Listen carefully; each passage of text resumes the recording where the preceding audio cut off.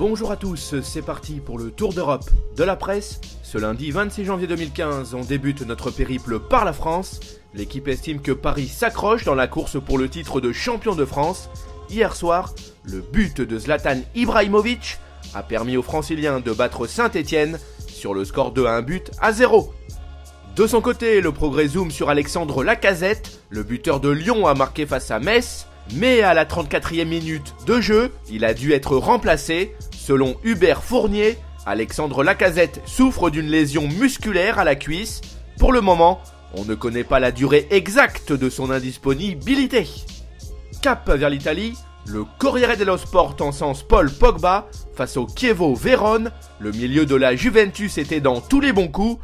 Il a trouvé le chemin des filets à la 60e minute de jeu avant d'être impliqué sur celui de Stefan Lichtsteiner. Au final, la vieille dame a gagné 2-0. Elle possède désormais 7 points d'avance sur la AS Rome au classement. Pour sa part, la Gazzetta dello Sport juge que l'Inter Milan est plongé dans un brouillard épais. Les Nerazzurri se sont inclinés à domicile 1-0 face au Torino. Ils occupent la 9e place du classement en Serie A. Allez, on file en Espagne. Marca nous apprend que le Real Madrid pisterait Aymeric Laporte. Le défenseur central français joue, on le rappelle, à l'Athletic Bilbao. Les Leones auraient fixé son prix de vente à 42 millions d'euros, soit le montant de sa clause libératoire. As quant à lui s'intéresse à Lucas Silva. Le milieu brésilien va être présenté aux socios du Real Madrid aujourd'hui à 13h. On termine notre périple par l'Angleterre.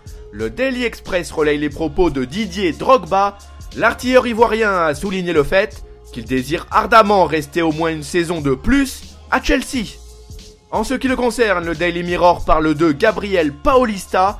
Le manager d'Arsenal, Arsène Wenger, a confirmé que le défenseur central de Villarreal va sûrement débarquer à l'Emirates Stadium en ce début de semaine.